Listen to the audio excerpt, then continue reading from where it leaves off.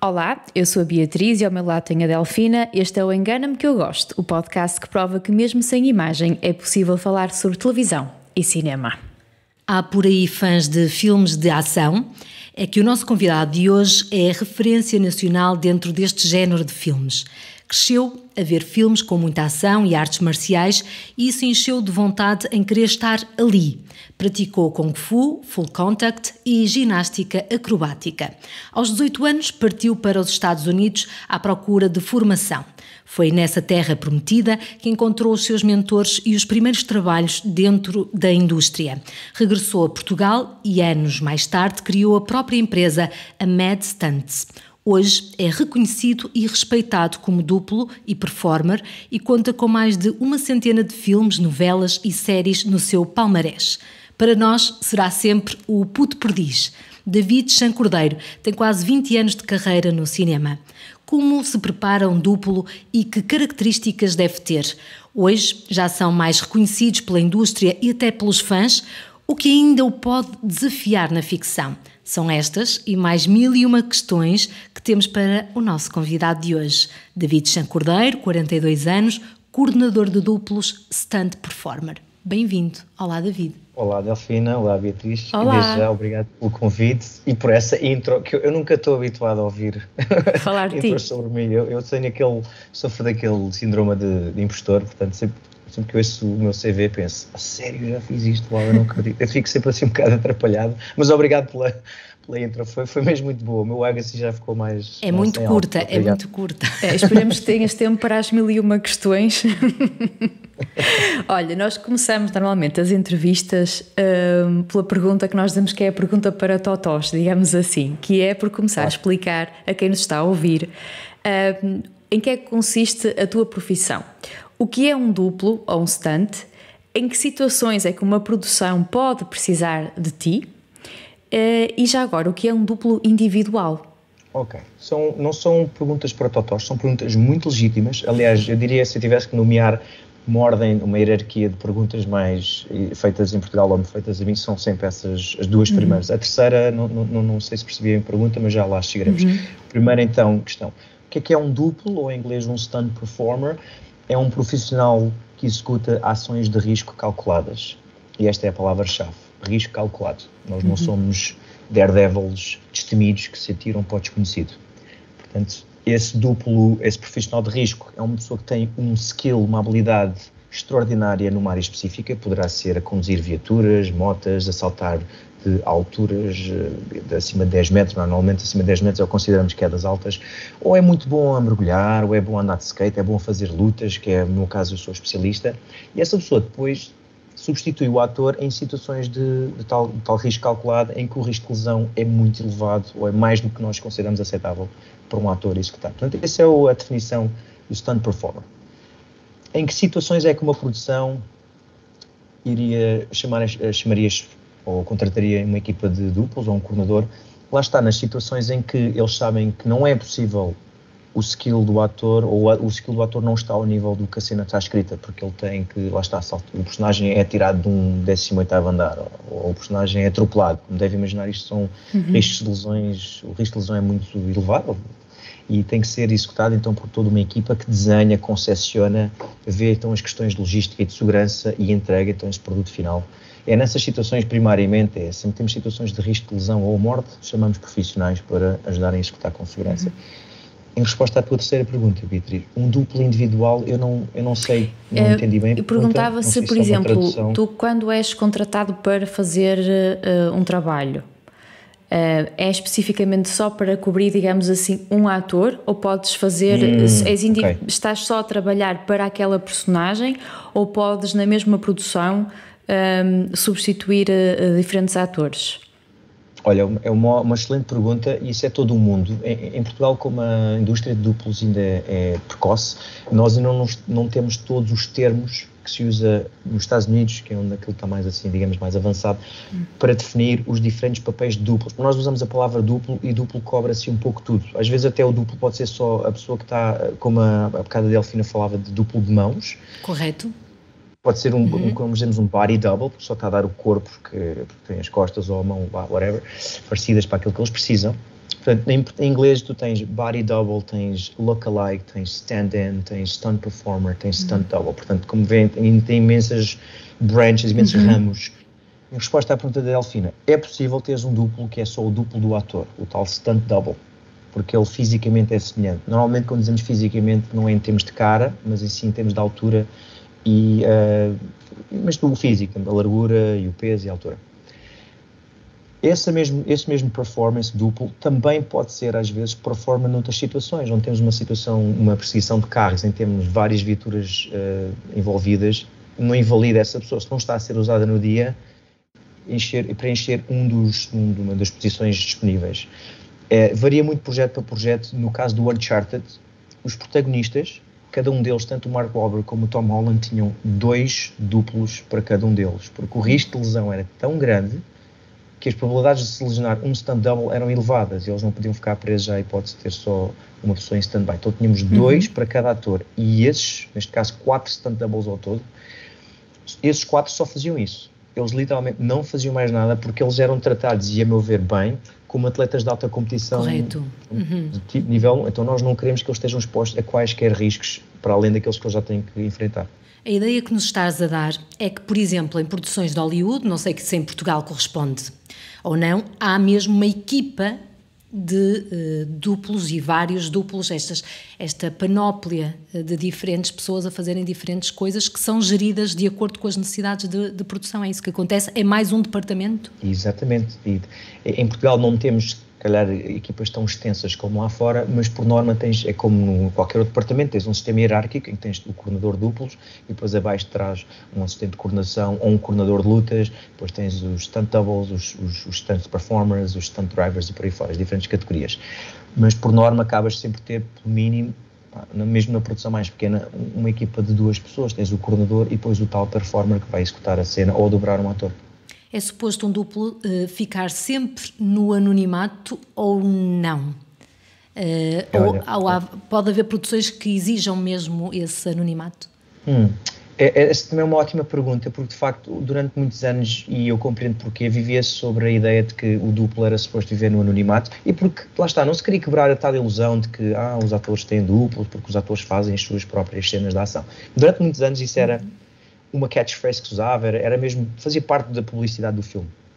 Obviamente, com o evoluir das redes sociais e tudo mais, nós temos todos acesso aos behind the scenes e todos nós já vimos os vários duplos que vestem as roupas dos atores. Portanto, essa bolha já foi um bocado quebrada. Hoje em dia já não é esse anonimato. Há sim o anonimato no sentido em que o duplo, quando faz um stunt, a sua proeza, o foco não é publicitar a proeza do duplo, é publicitar a proeza do filme. Portanto, não vamos dar assim destaque particular. Depois há produtores que podem dar destaque ao outro, mas a ideia é, na minha opinião, humilde opinião, é estar sempre um pouco à sombra do ator. Podes ter sim um protagonismo de parabéns, este performance X. Foi espetacular, claro. Mas o foco é o filme, é o todo. Sim. Hoje em dia, esse anonimato já começa a ser cada vez mais reduzido porque muitos performers acabam por ser, eu digo, pseudo-celebridades nesta pequena comunidade de duplos. Por exemplo, o mais conhecido, e eu tenho certeza que vocês podem não saber o nome, mas certamente reconhecem a cara. O duplo do Chris Hemsworth, do Thor, Bobby Holland, que é um indivíduo que é o corpo, é um clone do Chris Hemsworth, tirando a cara, mas é um rapaz que é lado a lado, é um clone dele e é impossível não o conhecer, porque o Bobby Holland inadvertidamente acabou por ser o nosso porta-voz, porque não só o rapaz tem um look fantástico e representa tudo aquilo que as pessoas estão habituadas a associar ao duplo, que é alto, musculado, fit e espetacular a nível técnico. E destemido. Ele é, quando se pensa em duplo, as pessoas pensam logo naquilo. Vou-vos dar aqui uma analogia e para quem me está a ouvir agora, sabe? Eu recorro muito a exemplos e analogias, que acho que é a melhor forma de passar um conceito a uma pessoa, como uma história. Quando se pensa em supermodels, se calhar pensa-se logo em Cindy Crawford e pensa-se logo em, whatever, assim, as top de elites ou a Michelle Bunchen, pronto. Mas no mundo dos duplos não há só o Bobby Holland, há todo um duplo, é como no mundo dos manequins, há toda uma panóplia de manequins, portanto ele é só 1% do que existe neste mundo. E o que é mais difícil para ti? Tu já disseste há pouco que tu és especialista em lutas, tanto por causa da tua base também de artes marciais. Exato. Correto? Mas o que é que acaba por ser mais difícil para ti, em concreto? São as lutas, são as quedas, os atropelamentos, coisas com fogo, com elementos um bocadinho que nós achamos mais incontroláveis, embora tu já tenhas aqui usado a expressão risco calculável. Portanto, há sempre aqui uma manobra de segurança grande, não é? Sempre. Isso é importante para quem está a ouvir, porque infelizmente, só que uma parte, algumas pessoas, mais os homens, nesse aspecto os homens são mais imponderados, as pessoas que me contactam acham muito que ser duplo não é ter medo, e muitas vezes eu apanho e-mails ou mensagens de Instagram: olá, eu sou indivíduo tal e tal, eu não tenho medo, gostava de ser duplo. Pronto, esta é a ideia que as pessoas têm, não têm medo. Isso mas é que tem medo resposta... Exatamente. Em resposta à tua questão, Delfina, para mim o mais difícil, à medida que vou progredindo e vou envelhecendo, não é tanto já a parte técnica e logística. Eu não digo que não seja difícil. Eu já vos explico, para mim, isto depois varia pessoa para pessoa, para mim a parte mais técnica, mais difícil é sempre situações com carros. Envolve, lá está, não só envolve o performer, mas envolve toda uma máquina que está a ser conduzida ou operada por esta pessoa. E estas máquinas também são suscetíveis de falhas, pode haver falhas mecânicas, estamos a andar a manobrar em velocidades já extremas, em que o risco de bater com uma viatura já é muito maior do que simplesmente numa luta, e sem querer dares um pontapé no outro duplo, acertares. Claro que é uma lesão chata, mas não é o mesmo que teres um carro a despistar-se. Portanto, os riscos são maiores. Para mim, o mais complicado são os stunts, na minha opinião, que envolvem viaturas, o tal precision driving, como nós dizemos em inglês. Tecnicamente falando, mas a meu ver, à medida que vou dando os meus passos como action designer ou action director, ou consultor de ação, como quiserem chamar, é a parte criativa, porque a parte técnica tu vais sempre conseguir encontrar diversidade. De alguma forma, nada do que nós estamos a fazer foi feito pela primeira vez no cinema. Nós não estamos a reinventar a roda, estamos simplesmente a reciclar conceitos, não é? E a dar-lhes ali uma pintura e aquilo está a ser vendido. Isto honestamente falando. Essa é a parte mais interessante, é a parte criativa. O que é que nós podemos oferecer ao público que eles já não tenham visto? E é muito difícil hoje em dia, com a quantidade de conteúdo que é feito. E o YouTube, então, agora é muito difícil. Certo, essa é a parte mais mas difícil. Achas que já está tudo inventado? Ou o público ainda... O público mais exigente, não é? Porque lá está, o público hoje em dia pode ir ao YouTube e perceber como é que as coisas são feitas, e quando for consumir um próximo filme já percebe mais ou menos, ou pode ter outra sensibilidade, não é? Ou estão à espera do patamar acima. Sim. Na minha opinião, já está tudo feito, não só em termos duplos, mesmo em termos de narrativa. Se tu fores ver em termos de géneros narrativos, acabas por resumir aquilo a sete origins, 7 histórias, vá. Tens os teus revenge movies, tens os teus redemption movies, acabas por ter, todos eles cabem nessa categoria. Agora não me recordo de cabeça, mas são tipo 5 ou 6. Olha, mas estás aí de encontro a um convidado nosso da primeira temporada, que é guionista, a dizer que as mesmas 7 histórias estão a ser recontadas desde o início da humanidade, de formas diferentes. Mas eu acredito, e atenção, não é qualquer desprimor, ou quem escreve, ou quem vê os filmes, mas temos de ser humildes, não estamos a reinventar a roda. Eu gosto de manter o meu ego cá em baixo. E em termos de stunts também, eu digo isto às pessoas, não estamos a reinventar a roda. Mais captamento, ao menos captamento, não deixa de ser uma viatura que está no ar a fazer movimento num eixo, ou 2 ou 3. Mas desculpem, eu às vezes tenho necessidade de falar inglês porque passo muito tempo a contactar colegas. Já em inglês. Desculpem, mas não deixa de ser física e pôr um objeto no ar a voar. Portanto, e o que é que eu gosto de desafiar a mim e à minha equipa? Gosto de sempre pegar, mesmo nos projetos mais simples, o que é que podemos inovar por respeito ao público que está a dar o seu tempo e o seu dinheiro para ver o nosso trabalho, o que é que podemos tentar reinventar. Se eu conseguir ir buscar um conceito que já foi feito, se calhar pela última vez há 10 anos, eu já fico contente, porque já desde a era dos anos 50 muita coisa já foi feita e hoje em dia estamos a reciclar, com melhor tecnologia, com mais CGI, com mais cabos, mas acaba por ser os conceitos são os mesmos. Eu quero pegar em 2 ideias desta tua resposta.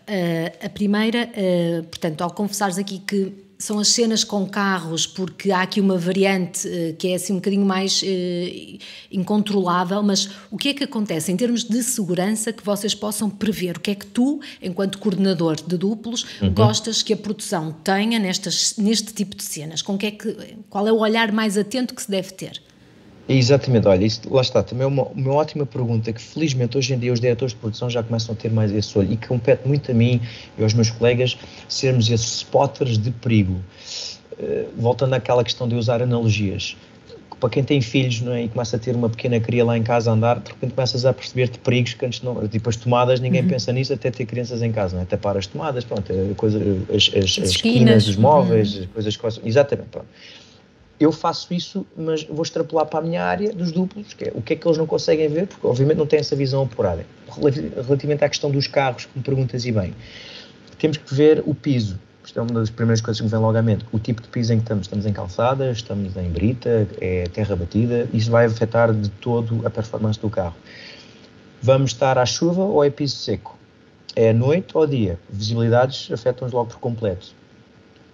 Temos cortes de estrada, ou seja, temos cortes completos ou temos cortes intermitentes onde temos de vez em quando peões, porque temos que, eu pelo menos em Portugal temos muito este problema, filmamos em estradas que são cortes temporários, e volta e meia as pessoas têm a sua vida e saem de casa e entram na rua, têm que ir à sua vida, quando nós já estamos a ter o ação, então eu sou muito obsessivo compulsivo com segurança, eu estou sempre em modo alerta. Eu não sou a pessoa mais simpática que eu estou a filmar cenas de carros em Portugal, vou-vos já dizer. Para quem me conhece sabe que eu sou muito intenso, eu sou muito frio e sou muito rude, porque para mim a segurança é importante, portanto não há muita brincadeira quando eu estou lá, mesmo para evitar que, coitada, a pessoa que está na sua vida e está a passar um carro a 60 a hora e temos de garantir obviamente a segurança de todos os envolvidos. Isto são, eu podia estar aqui a debitar 100, mas já tenho umas 3 ou 4 para tu perceberes, é isto que nós temos que ter em mente só na questão dos carros.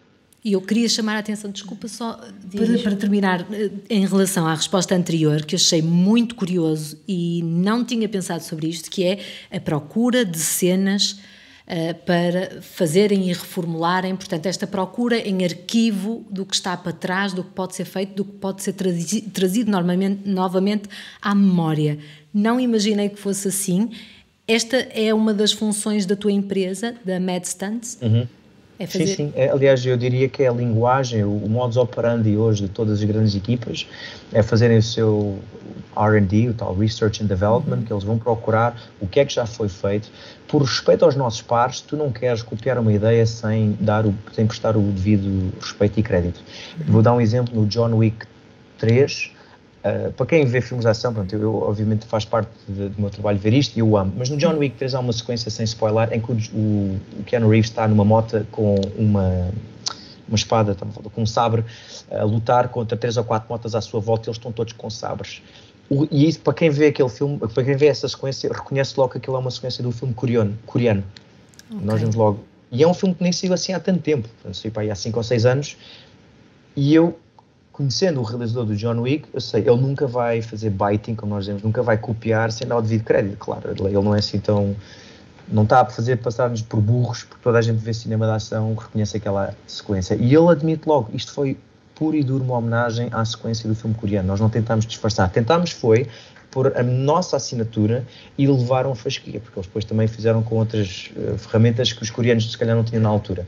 Portanto, eu sou 100% adepto de, vês uma coisa que gostas, pega no conceito que esse, do exemplo do ET a andar na bicicleta a voar, pega nisso. Mas não tentes dizer que é tua. Toda a gente viu o ET a voar na bicicleta. Exato. Simplesmente diz, olha, esta foi a minha homenagem ao Steven Spielberg e pronto, e ficamos aí.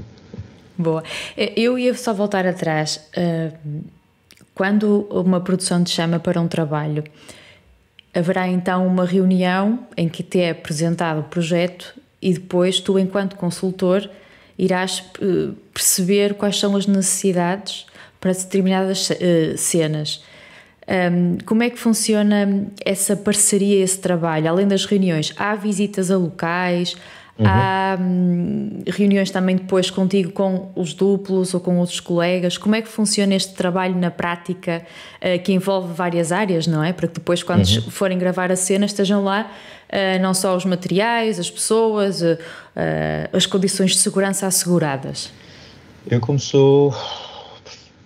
pelo menos considero-me perfeccionista e, como disse há bocado, sou um bocadinho obcecado ou compulsivo com estas questões, então eu vou ao máximo detalhe que eu puder dentro dos limites do budget, do orçamento da produção. A primeira coisa que eu faço é peço para ler as cenas e faço a minha interpretação, faço o meu levantamento, e começo a pôr tudo em caixinhas típicas. Isto é uma cena de carros, isto é uma cena de rigging, isto é com cabos, isto é uma cena de luta.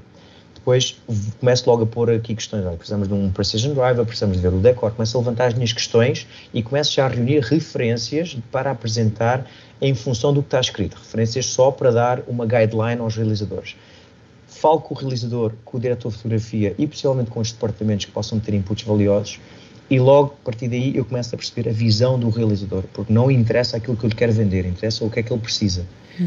E em função do que ele me pede, eu faço uma gestão dos exemplos que tenho para lhe mostrar e digo, olha, temos esta linguagem mais hollywoodesca, temos esta linguagem mais, whatever, mais cinema varieté, com câmeras, whatever, o que eles quiserem, por exemplo, uma referência mais, que é para nós, é muito importante fazer uma boa gestão de expectativas. Eu não posso, ele pode estar a querer fazer um filme mais italiano, cinema, sei lá, neorrealista, e eu estou a pensar em Michael Bay, pá, aquilo não vai dar, vamos chocar porque as nossas expectativas vão colidir. Eu tenho que mergulhar o quanto antes à cabeça do meu realizador, perceber, diz-me o que é que tu queres ver. Não interessa se eu gosto, interessa é que eu tenho que ir ao encontro das expectativas dele, e em função disso, eu mando-lhe um exemplo que eu já tenho executado, ou fui buscar ao YouTube, não interessa, ou tenho colegas que já executaram e mandam-me os vídeos deles, e acordamos num resultado que estamos ambos de acordo, e em função disso, eu agora vou começar a quebrar, sim, a logística, as peças, quantos homens eu preciso, quantos carros, quantos testes, e aí começamos, como dizia bem a Beatriz, vamos ver os locais e vamos fazer o levantamento, perceber que se temos, se temos as ferramentas necessárias. Um duplo, David, tem prazo de validade? Tem.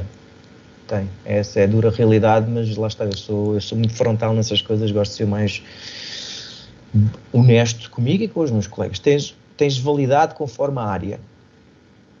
Pensem assim, uma validade de um atleta de futebol americano, que é um desporto de muito impacto e contacto, estamos a falar, estou a usar como analogia, são carreiras médias de 4 anos e já é muito bom, 4 anos de carreira. Uma modalidade como o surf, que tem menos impacto, embora o risco também obviamente está lá, tem uma carreira, não digo virtualmente ilimitada, mas de décadas. Eu uso como exemplo o Kelly Slater, que tem mais de 50 anos e continua a surfar, portanto só mostra que aquela modalidade permite. Porque é que usei esta analogia? Uma pessoa que faz lutas e quedas, e quando digo quedas não estou a falar nas quedas altas, mas por exemplo quedas de escadas, atropelamentos, impactos mais duros, tens uma validade porque biologicamente o teu corpo vai envelhecer, a tua densidade óssea vai diminuir, o teu músculo não é, pronto, é o que é, faz parte do ciclo natural da vida. Quem faz rigging, que é o que eu também faço, isto é, rigging para quem está a ouvir é literalmente usar cabos para suspender ou levitar atores ou atrizes. Depois os cabos saem todos em pós-produção. Exatamente. Por isso ninguém os vê. Quem trabalha em rigging tem uma longevidade maior porque o peso é muito menor em termos de... é muito menos taxativo para o corpo, é mais taxativo no cérebro, tem muita física envolvida, tem muitos cálculos e muitas coisas do género. Portanto, conforme a área que as pessoas escolhem, tem uma longevidade maior ou menor. E depois qual é assim o seguimento mais natural dentro da indústria? Não sei se me sabes responder a esta questão.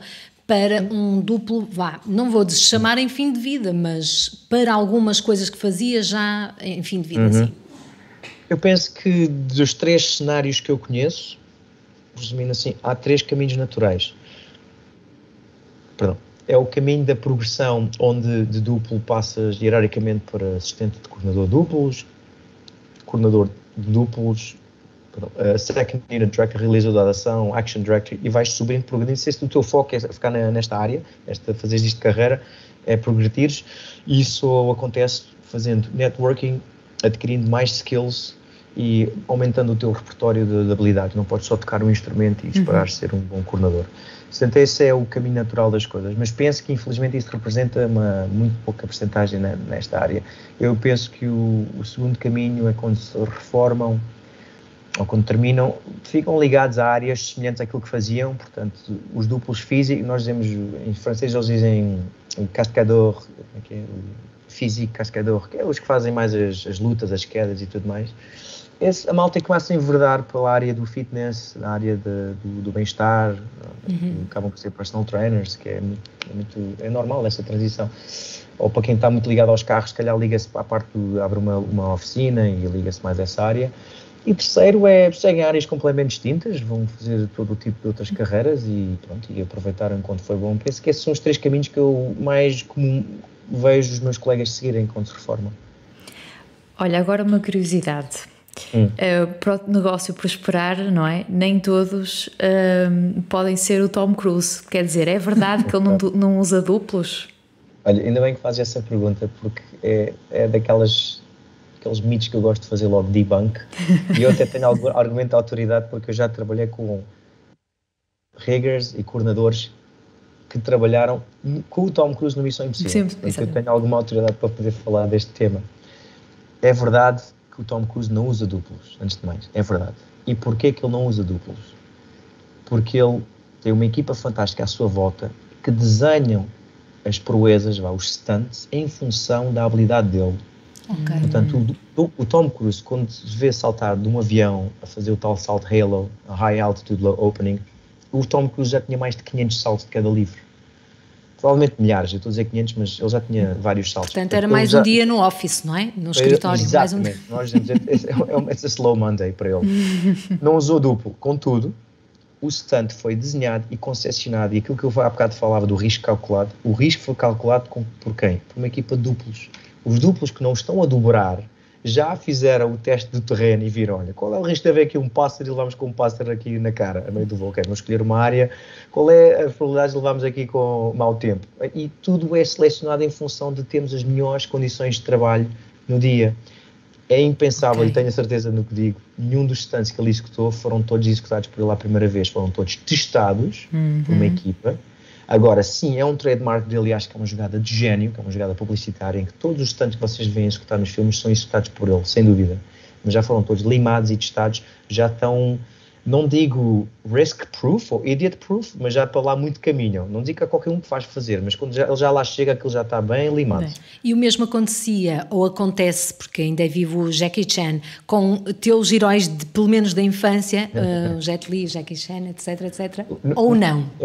Não, acontecia. O Jet Li sempre assumidamente usou duplos em cenas de risco. O Jet Li, para quem não conhece, é uma estrela de ação do cinema da China, que teve o seu auge na década 80, 90 e 2000 nos Estados Unidos, depois de 2000 para a frente já não, acho que não se vê assim tanta coisa mainstream. E o Jet Li foi campeão nacional de Wushu, que é Kung Fu contemporâneo logo aos 8 ou 9 anos, o que é um feito extraordinário. O Jet Li é especialista em lutas. Ele é um performer e é um excelente ator. Mas ele em quedas ou carros ou motas não é a área dele, portanto sempre que o vê em cima de uma moto, o mais provável é ter sido um duplo, e ele nunca escondeu a necessidade de ter um duplo. Isso, e para mim não tira qualquer mérito dele. O Jackie Chan começou como duplo, como stunt performer, e depois evoluiu para ator. Olha, isso não sabia, que ele tinha começado como duplo, não sabia. Começou como duplo, sim, ele quando saiu da escola de artes marciais de Pequim, da Peking Opera School, ele começa a trabalhar como duplo série B, fazer aqueles filmes que precisavam de 50 pessoas lá de fundo, e ele ia para lá fazer, só para pagar as contas. Até que um dia conseguiu o seu big break e depois passa para ator. Até que um dia, quer dizer, passado quase uma década, lá conseguiu o seu salto. Isto para dizer, o Jackie efetivamente fazia as suas cenas, os seus stunts, mas também testadas por alguns membros da sua equipa. Alguns dos stunts não eram 100% testados, inclusive a prova disso é que ele depois lesionou-se. Exatamente. Ele tem várias lesões. Que hoje em dia não é... Eram outros tempos também, não podemos julgar as coisas há 40 anos com os olhos da atualidade. Pois. Obviamente vamos sempre ver as neiras e vamos... Era ingrato. É ingrato, obrigado. Desde novo praticaste artes marciais, inspirado também nestes filmes de ação que ias vendo. Depois seguiste para os Estados Unidos, à procura de formação. Que tipo de formação é que encontraste? Ainda é muito diferente aquela que fizeste aos 18 anos da que existe atualmente? Eu diria que é diferente só num aspecto. Já respondi a esta pergunta a vários colegas meus que me perguntam se vale a pena estudar nos Estados Unidos. Para quem não sabe, eu estudei cinema. Eu fui para a faculdade de Califórnia e inscrevi-me num curso de realização, produção. Fazia-me todas as áreas, aquilo chamava multimídia, mas era a especialidade em realização e produção. Era uma licenciatura de 5 anos. Hoje em dia eu acho que há escolas de cinema fantásticas em todo o mundo, já não precisas ir para os Estados Unidos, tens em Londres, tens também, eu acho que a Lusof, na minha opinião, é uma boa escola, entre outras, temos boas escolas em Portugal, temos na Europa. O que é que eu obtive na altura nos Estados Unidos, que em Portugal não conseguem competir certamente, era a rodagem que eu tinha, é porque eu todos os fins de semana estava a fazer uma curta, multiplicas isto por 5 anos, estás a ver quantas curtas acabas por ganhar muita rodagem. Era a rodagem, primeiro ponto. E segundo, era a quantidade de networking que se fazia. Porque em todas as curtas acabas por conhecer uma pessoa que dizia: Beatriz, tu és produtora. Opa, porra, olha, conheço agora um colega que está à procura. E de repente o teu nome já é passado a outra equipa. E isso, pronto, é exponencial. Depois 2 passou a 4, 4 e so on and so on. De repente o teu nome já está a ser falado. Aqui é mais difícil. também acontece isso, mas posso dizer, e que se calhar podem-me acusar de ser um bocado arrogante, mas em termos de rodagem ainda não conheci ninguém aqui em Portugal, simplesmente porque o mercado é mais pequeno, não é porque eles não sejam bons, é a escala, tem a ver uma questão de escala. Certo. É a única vantagem que eu na altura via, comparativamente hoje, em estudar nos Estados Unidos, porque em termos de conhecimento, eu acho que na Europa eles focam-se muito mais e são muito mais fortes em teoria do que os americanos, na minha opinião, pelo menos na minha faculdade. Em termos práticos, nós dávamos 10-0 a qualquer um, porque nós tínhamos muito tempo de rodagem a montar, a pôr filme na cama, a tirar o filme, a montar literalmente Exato, a mexer mesmo nas moviolas. Nós tínhamos mesmo aquela experiência de terreno, portanto isso acho que foi das melhores coisas. E tu, entretanto, depois voltas para Portugal e abres a MedStunt. Porquê é que decidiste dar este passo na tua carreira? Isto é uma história um bocado longa, mas eu vou dar a short version. Resumidamente, eu abri a empresa porque eu não tinha trabalho e ninguém me contratava. Na altura havia 2 empresas duplas em Portugal, mas assim havia mais uma que era mais destacada que outra, e eles, como não me empregavam, e não estavam no direito a empregar, atenção, não me devem nada, mas eu, como não sou também de ficar muito quieto, eu decidi, se não me dão trabalho, eu vou me empregar a mim próprio. E eu digo isto a quem está a ouvir, o melhor investimento que podem fazer é em vocês próprios, sempre. Façam de forma mais inteligente que eu fiz, porque eu fui buscar um empréstimo ao banco, atirei-me de cabeça e comecei a comprar material e abri a empresa. Hoje em dia acho que há formas mais inteligentes de o fazer, mas têm que investir, investam sempre em vocês. E deste o passo, como um duplo, destemido, aí foste. Hoje aqui em Portugal já se dá assim mais valor ao trabalho dos duplos, já existe mais mercado do que aquele que encontraste quando formaste pela primeira vez a empresa? Substancialmente mais, felizmente, mas também digo, honestamente falando, não há assim tanto trabalho que justifique viver isto sempre tempo inteiro. Posso dizer que em Portugal, se calhar, somos 3 ou 4 pessoas que vivem disto o tempo inteiro. Sou eu e mais 3 pessoas de outras empresas. E eu digo sempre, don't quit your day job, a não ser que estejas pronto para viver com a precariedade que é. Se é para atores é precário, para duplos então. Porquê que é precário para duplos? Porque quando se envolve duplos acaba sempre por inflacionar o orçamento. Stunt não é uma coisa barata, tens que não só pagar o duplo, depois é a viatura, depois é os colchões, e pronto, aquilo é sempre encarecer. Eu compreendo perfeitamente que na nossa realidade nem sempre há dinheiro para duplos, mas sim, valorizam muito mais por questões de segurança, por questões de seguros, liability, responsabilidade, já ninguém quer ficar obviamente com essa batata quente na mão, então contratas profissionais. Posso dizer que hoje em dia, se existe alguém que não trabalha com duplos, é porque deve estar a fazer lá escondidas, porque hoje em dia já é muito difícil. Até os próprios atores já o pedem. Claro. E acabas por responder aqui um bocadinho à minha próxima questão, que é, trabalhas muito também com o mercado internacional, ou tens que trabalhar, ou a MedStunt, ou trabalhas só em nome individual, ou trabalhas com uma empresa para fora? Ótimo, olha, essa é uma ótima pergunta, porque em boa verdade eu trabalho em nome individual lá fora, eu não represento a MedStunt, eu vou a título individual, construí esse networking sozinho, portanto não sinto a obrigatoriedade de levar colegas, contudo tenho algumas pessoas na equipa que foram formadas por mim, que eu sinto que estão aptos a aguentar esta leca que é trabalhar lá fora, que lá é imperdoável, lá não perdoa muita incompetência ou erros. Em Portugal trabalho como equipa, trabalho como empresa, tenho um rol de pessoas numa equipa que quem recorro. Eu ia pedir para recuarmos um bocadinho. Há poucos dias faleceu o ator José Pinto, que trabalhou no Capitão Falcão, onde tu também tiveste uma participação, que sabemos que foi muito especial para ti. O que é que tu recordas dessa altura? E agora quem vai falar é o Puto Perdiz, preparem-se. Não é à toa que esse é dos meus projetos favoritos de todos os tempos, não só em Portugal, por motivos óbvios. Tenho uma opinião com viés, porque eu tinha liberdade criativa no projeto, em termos de coreografias de luta. O elenco era fantástico, desde o muito querido José Pinto, ao Gonçalo Waddington, Nuno Lopes, Carla Maciel, Bruno Nogueira, Miguel Guilherme, and the list goes on. Era só os meus heróis. Eu sentia-me a pessoa mais incompetente e mais...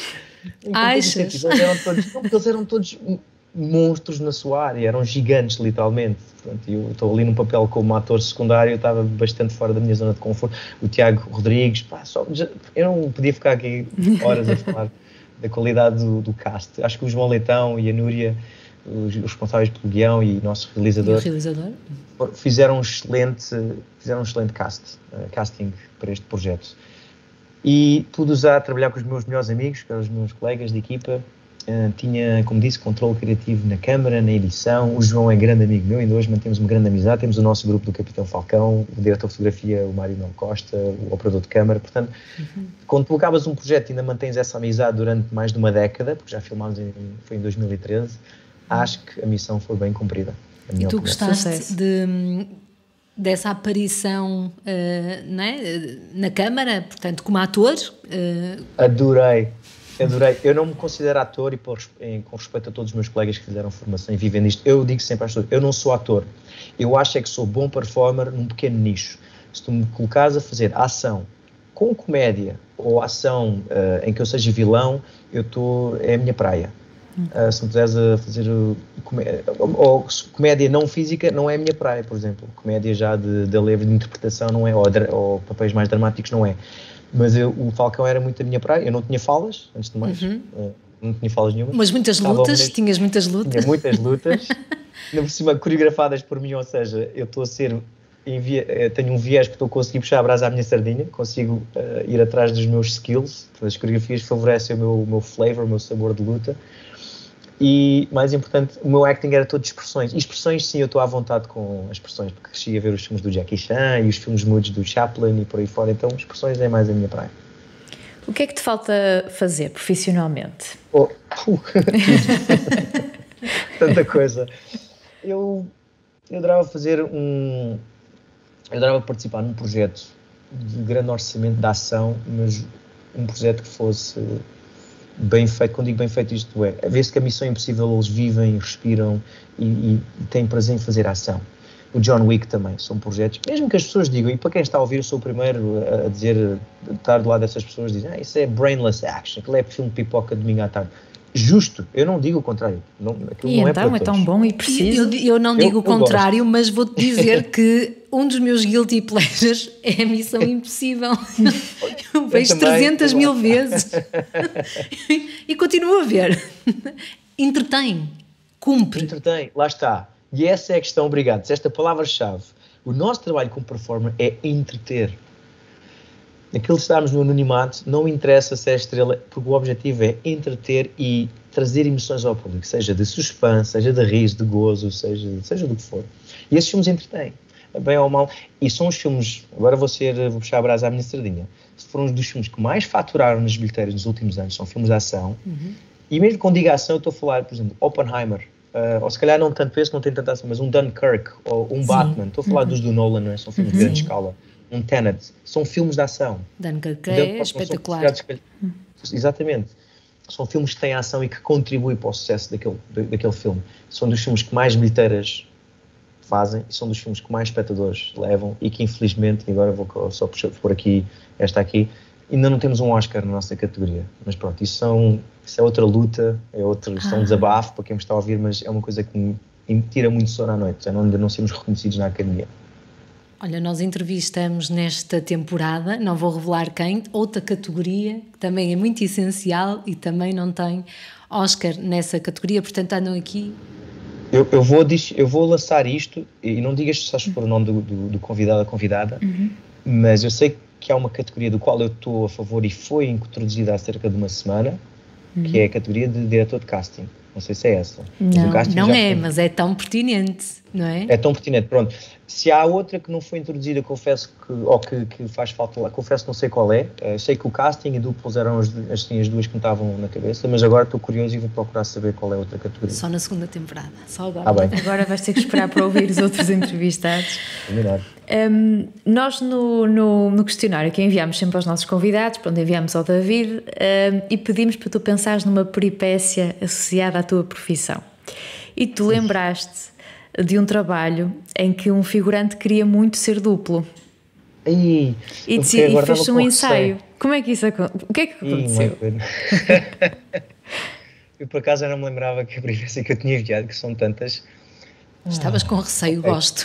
Não, estava porque essa história é engraçada agora de se contar, mas para quem viu ao vivo pode não ter rido tanto, mas agora, como dizemos, em hindsight, vendo assim, fazendo um zoom atrás, acho que é engraçado. O rapaz, antes de mais, eu não me recordo o nome dele, ele deve-me odiar e eu respeito a opinião dele, mas não foi por maldade que fizemos aquilo. Mas ele queria tanto fazer um casting e acho que sinto que a abordagem dele não foi mais correta, nem o sítio foi mais correto, que nós decidimos. Então, olha, vamos lá dar a oportunidade a este rapaz para provar o que ele vale. E há aqui 2 possíveis cenários. Ou ele é mesmo muito bom e nós fizemos uma má triagem, ou ele vai cair naquilo que eu acho que é. Ele é uma estrela na cabeça dele, acha que vai ser o próximo Jackie Chan, mas não tem noção que não tem noção. É um bocado aquele Dunning-Kruger que não sabe que não sabe.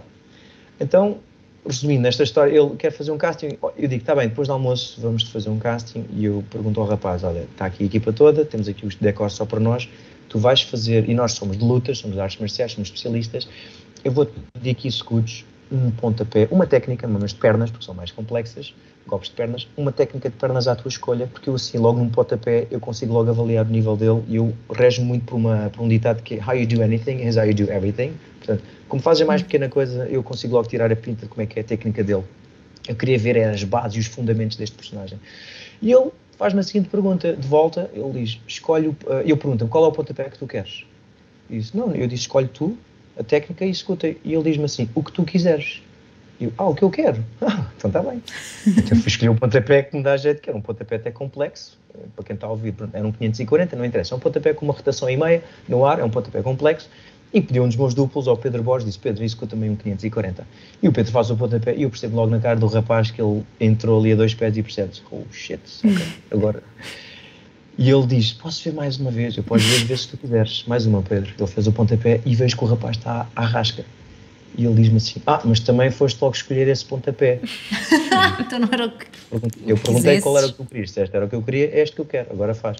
E ele, coitado, ele não conseguia fazer, lá tentou fazer, caiu umas quantas vezes, não conseguiu fazer. E eu disse, olha, claramente mentiste, porque não consegues fazer os pontapés todos, e isto para mim é um red flag, porque se eu tenho um duplo que diz que consegue fazer e no dia não consegue, pode haver aqui questões de risco. Portanto, nos pontapés posso já eliminar e vejo que não tens treino de artes marciais. Vamos agora então ver quedas. O que é que me consegues fazer em termos de quedas? Porque um duplo tem que saber cair. O que é que me queres fazer em termos de quedas? E ele diz-me outra vez, o que tu quiseres. Ok, é o que eu quero, está bem. Mais uma vez, eu chamo o Pedro Ele se calhar Borges, não era português e só sabia dizer o que tu quiseres. Se calhar era o caso. Por acaso não, o rapaz era tuga, mas podia ser o caso, Delfino. Pedro, faz-me uma queda, e a queda tinha uma pirueta e meia na horizontal, para quem sabe, aquilo é um 720, é uma queda complexa, e o Pedro faz a queda em chão, nem tínhamos colchões, e o Pedro faz a queda de forma soberba, e ele consegue, fazer aquilo de forma segura. O rapaz olha para aquilo e pensa, posso ver mais uma vez? Podes ver se tu quiseres, Pedro. Mais uma queda, se faz favor. O Pedro faz uma e o rapaz... aqui se calhar foi um bocadinho mau. Ele faz a queda e estatelou-se. Bum, caiu. Mas levantou-se como se nada fosse. Tipo, limpou o pó da roupa. E eu, mal como sou, nestas situações, quando me provocam, eu não sou muito forgiving. Eu disse que é 2 piruetas, não disse meia pirueta. Porque eu quero ver 2 piruetas. Ele tenta outra vez, pum, eu disse 2 piruetas, eu não disse meia. Claro que se calhar podia ter parado a primeira, reconheço que se calhar não foi mais simpático da minha parte. Parte mais uma terceira queda, portanto, aí parei e disse, olha, já chega, claramente em 3 takes não conseguiste acertar nenhuma, portanto, para quedas também não tens muito talento, não me leves a mal, tu tens que ir treinar, tu tens que focar nos teus skills. E é quando ele me responde, estás a fazer um grande erro, estás a perder um enorme potencial em mim. Eu disse, eu não duvido do teu potencial. Quanto ao erro, isso compete a mim viver com ele, eu vivo bem com os meus erros, mas eu acho que não tenho obrigação nenhuma em dar mão nada contigo, eu acho que tu tens que treinar e quando estiveres minimamente pronto, aborda-nos e se calhar com uma atitude mais humilde e diz, olha, eu gostava de aprender, não entrar aqui a 2 pés e dizer, faço o que tu queres, porque claramente não conseguiste fazer nada. Isto podia ser um risco para mim, imagina que agora eras o protagonista, agora estavas aqui como papel principal duplo. Eu ia perder o meu trabalho, tu ias fazer figura e se calhar íamos magoar um ator. Não te apercebes do risco. E para quem está a ouvir a história, isto para mim é o mais importante desta história. Não mintam nas vossas habilidades, sejam humildes, não entrem em 2 pés. E treinem, não é? Exato, eu já faço isto, como dizes bem, quase há 20 anos de carreira. De artes marciais, muito mais, há mais de 30 anos. E mesmo assim sinto que não sei nada. Eu assumo sempre que sou um cinturão branco e estou disposto a me provar errado e mostrar mal que eu não tenha visto. É difícil hoje em dia, mas às vezes surpreendem. Estamos quase a terminar e ainda bem que terminaste com esta parte das artes marciais na tua vida. Sabemos que tinhas aí por volta de 8 anos quando começaste com Kung Fu. David Chan Cordeiro, o teu nome indicia aqui também uma parte portuguesa, uma parte chinesa. Li numa entrevista, lemos, que achavas que todos os chineses seriam lutadores de artes marciais, induzido em erro, claro, por um familiar, e tiveste isso na tua ideia, e querias aprender artes marciais para não defraudar a tua cultura, as tuas origens. E hoje, sentes que honraste, ou continuas, ou que honras diariamente as tuas origens? De consciência 100% tranquila, sempre continuo a honrar. Isto tem um enorme peso na minha vida, as artes marciais, não só por questões de performance, mas por questões de sanidade mental e mesmo para o meu gozo pessoal. Filo, como disseste bem, induzido a erro, porque também todos os filmes que eu via na altura com asiáticos, eles estavam sempre à luta, portanto eu achava que todos os asiáticos sabiam lutar. Sinto que das poucas coisas que posso dizer que tenho orgulho, felizmente foi na minha carreira marcial, embora não tenha sido um excelente atleta, mas acho que fui consistente ao longo destes últimos 30 e tal anos. Muito bem. Bom, David, esta temporada nós pedimos aos entrevistados da temporada anterior para deixar uma pergunta. Nós pedimos à Sofia Noronha, produtora da Sagesse, para te deixar uma questão. Já agora, quem quiser ouvir a entrevista com a Sofia, é o episódio 5 da primeira temporada. Então vamos ouvir a questão da Sofia. Sim, senhor, obrigado. Vamos a isso. Olá, David. Que grande honra ser eu a fazer-te esta pergunta. Depois quero muito ouvir a tua conversa. E enquanto colegas e parceiros de trabalho, gostaria de saber o que é que tu achas que podemos fazer em conjunto para melhorar a indústria do cinema em Portugal. Que fatores é que achas que podem contribuir para crescermos cada vez mais? Um grande beijinho e espero que esta conversa tenha corrido tudo bem. Obrigada, Sofia. Antes de mais, a Sofia Noronha, que te faz esta pergunta. E agora, David. Delfina e Beatriz, obrigado pelo convite e obrigado pela pergunta que propuseram à Sofia. Sinto bastante lisonjeado, vou tentar estar ao nível da pergunta. Eu sou muito crente que conhecimento é poder. Uma das minhas frases favoritas é knowledge dispels fear. Eu sinto que o que eu e a Sofia podemos fazer em conjunto é partilhar o nosso know-how com as equipas locais, no meu caso com os stunt performers e os stunt coordinators, porque tenho tido mais experiência internacional, tenho conseguido beber de outras fontes, e a Sofia sei que é também o caso, e bebermos para formarmos mais pessoas, para não sermos só os outliers, sermos os únicos sozinhos que estão aqui na frente da batalha, para termos mais pessoas a rumar connosco. Eu sei que isto são um bocado de frases e quotes e podem gozar comigo que eu sou todo dos quotes e clichês, mas eu acho que quando a maré sobe para todos, não é? E acho que isso é o que podemos todos ganhar. Aquela ideia de que eu tenho uma informação e vou guardá-la para mim e não partilhar porque faz de mim o melhor, eu acho que in the long run tu acabas por perder. Tu, se partilhares, já são duas pessoas a proliferar e a crescer. O mais provável é o know-how que tu detens não ser originalmente teu, alguém que tu passou, tu foste buscar outra fonte. Portanto, não é do teu direito guardares essa informação, ou seja, não tens o direito de guardar essa informação só para ti. Claro, podes fazê-lo, mas se queres mesmo crescer, é fazer alianças, é partilhar essa formação, criar formação especializada. No meu caso, eu sei que temos falta de duplos, não sei se no caso da Sofia ela sente que existem falta de line producers, mas eu sinto falta de mão de obra especializada, e quando queremos fazer coisas mais arrojadas, temos sempre de trazer de fora. Eu diria assim, numa primeira instância, o que podemos fazer de concreto e que tem logo, eu penso que teria logo os resultados mais imediatos, era apostar nas novas camadas e apostar nos nossos futuros colegas e futuros produtores e duplos. Ou seja, é haver aqui uma partilha, não é? Para conseguir também alavancar a indústria cinematográfica em Portugal, é isso? Sem dúvida, sim. Essa partilha, essa sinergia junto das instituições que conseguem chegar depois aos vários artistas ou técnicos deste meio e disseminar esta informação o máximo possível, literalmente tipo um vírus, não é? Espalhar isto o máximo possível, chegar a todos. Eu sinto na minha parte que ainda está muito segmentada esta informação, muito compartimentalizada. Só o indivíduo Y é que sabe esta, o indivíduo X sabe isto, e depois andamos aqui todos a esconder, a defender os nossos territórios. Eu sempre fui muito aberto com o meu know-how, eu nunca tive problemas em expor aquilo que eu sei e partilhar com as pessoas. Perguntem-me, eu estou mesmo um livro aberto. Não sinto essa necessidade de que eu sou o rei. E eu sei que a Sofia partilha do mesmo. Mas às vezes estamos tão embrenhados no nosso trabalho que acabamos por esquecer um pouco de que temos que apostar, e eu contra mim falo. Eu há muito tempo não aposto nas camadas jovens porque estou tão focado na minha carreira que acabo por estar ali obcecado no meu caminho. Mas é uma falha minha, e sei que quando eu me reformar vai haver ali um gap em que estão aí a malta da geração seguinte ao chão. Não tiveram onde ir buscar essa informação. Acaba por ser também responsabilidade nossa. Essa seria a melhor resposta que eu teria para dar à Sofia. Não sei se vai em contra das expectativas dela, agora estou assim um bocado nervoso porque a Sofia, ela para mim é um dos meus ídolos e uma das pessoas de referência deste meio. Eu estou muito, muito grato por termos uma Sofia na nossa indústria. Muito bem. Bom, vamos agora a uma ronda de perguntas rápidas. Pergunta 1000 ciclos. Qual o teu guilty pleasure televisivo? O meu guilty pleasure televisivo? Pronto, eu sei que sou muito básico nesse aspecto, mas tudo que são séries com boas sequências de ação, eu estou lá vidrado. Qualquer série que tenha um bom trailer. Há pouco tempo vi uma série nova de Netflix que vai estrear alguns este mês, chama-se House of Ninjas. E o conceito está genial, o trailer está fantástico. Eu não vi a série, eu já estou a babar, portanto, guilty pleasure, tudo que tenha ação, eu estou lá batido. Boa. House of Ninjas, vamos lá todos procurar e ver. E esta é a pergunta mira técnica. Qual o conteúdo televisivo que mais te marcou? Tantos que me marcaram.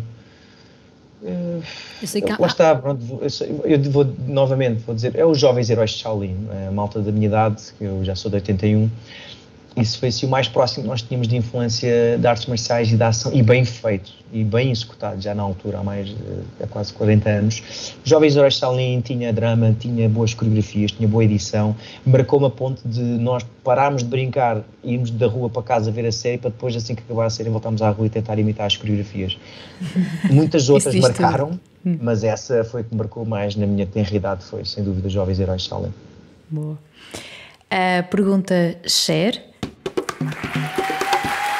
O que recomendas ver na televisão?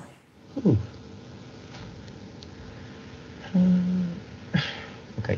Sem ser a ação daquilo que eu tenha visto, lá está, o meu cérebro está muito condicionado para ver a ação e estudar. Sem ser a ação, das últimas séries boas que eu vi, gostei, foi o Succession. Acho que é muito a minha praia, aqueles conflitos, aqueles dramas, o storytelling, narrativamente, a representação. Succession, acho que vi as temporadas logo assim, binge-watching todas de seguida. Em termos de ação, recentemente que eu tenha visto, curiosamente são duas séries animadas, que as melhores que eu vi foi o Blue Eyed Samurai, muito bem feito, mesmo para quem não gosta de ação em termos de realização e edição está excelente, e uma nova que estou a ver agora na HBO que se chama Ninja Kamui, alguém me recomendou e fiquei louco, está fantástico em termos de, aquilo é por anime, para quem gosta de anime, especialmente anime dos anos 90, está uma excelente homenagem aos animes como eu já não vi há muito tempo. Diria esta assim, são as duas mais frescas que estão na minha cabeça. Eu se pensasse um bocadinho mais, eu se calhar conseguia pensar noutras séries. Claro, os The Boys, lá está, a ação com comédia e comédia negra, também estou a dizer bem, The Boys, sim, da Amazon Prime. A segunda temporada do Reacher está muito boa, a segunda temporada do Jack Reacher. Não é muito profunda em termos de história, mas as sequências acho que estão boas. Ok, vais bater aqui a gostos tanto da Beatriz como meus.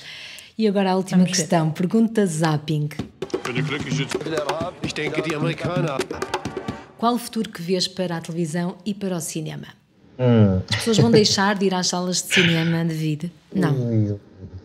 Eu acho que as pessoas vão deixar de ir às salas de cinema, como já se vê atualmente, porque o conteúdo hoje em dia, desde o telemóvel à tua casa, tens o conforto todo. E por muito que isto me custe, eu gosto de ver filmes no grande ecrã. Exatamente. Eu gosto de ver filmes com pipocas na mão e com pessoas à minha volta a rir. Eu ainda sou dessa geração. Mas para os preços que hoje em dia já está a ver um filme, para as durações que os filmes têm, 3 horas, e tu em casa paras e levantas, vais à casa de banho ou vais buscar uma coisa à cozinha, infelizmente acho que as pessoas vão sempre optar pelo conforto, e eu, a não ser que se inove aqui alguma coisa no cinema, acho que as salas de cinema vão ficar alocadas só para os grandes budgets. Os pequenos e médios filmes vamos perdê-los todos para o streaming. E na televisão a mesma coisa, o streaming tem muito, não é? A televisão está a matar o streaming, exatamente, desculpa, o streaming está a matar a televisão, peço desculpas, e vai sobrar mais, eu não quero ser mau, atenção, corrija-me se eu estiver errado, vocês produzem televisão e vocês têm muito mais know-how, mas vai ficar noticiários, daytimes e reality shows. vamos acabar com o conteúdo da televisão. Olha, vais muito de encontro às pessoas, aos nossos convidados que têm mais ligação com a televisão. Dizem exatamente isso, portanto, acho que sim, estamos todos a olhar mais ou menos por aí, não sei. A televisão será mais para o live, para os grandes eventos, para aquilo que é necessário ser em direto, e o consumo mais da parte da ficção e até de algum entretenimento em streaming. Todo em streaming, sim, porque é o que traz mais publicidade, é os daytimes, esses programas que falamos agora. Infelizmente é o que é. Eu não critico, o mundo quer ir para aí. Não vou tirar muito mais tempo, mas se viram há pouco tempo o AI já lançou o Sora, que é a capacidade de fazer vídeo, text to video, portanto eu narro e digo, coloca-me a Beatriz e a Delfina a fazer uma sequência de ação do século XIX, samurai com espadas, e tenho um vídeo de 1 minuto com vocês as duas. Eu gostava de ver isso. Mas é assustador e acho que vai moldar o cinema nos próximos anos, e eu próprio também estou com algum receio, mas curiosidade, porque se é para aí que o futuro quer ir, quem sou eu para dizer não? Temos que nos adaptar. Certo. David, muito, muito obrigada por ter estado connosco nesta entrevista. Nós gostamos mesmo muito. Gostamos mesmo. Ter-te aqui e descobrir mais sobre uma área em que estávamos completamente cegas. Só dizer-vos, para quem nos ouve, que o David, antes de começarmos a gravar, nos convidou para ir assistir aqui algumas cenas, portanto, uma oportunidade que não vamos desperdiçar e depois contamos tudo. Boa. Sim. Fica à espera. O Engana-me que eu gosto é uma ideia original de Beatriz Alves. A apresentação, o guião e a produção são da Delfina Rocha e da Beatriz Alves. O som e a edição são da Gabriela André.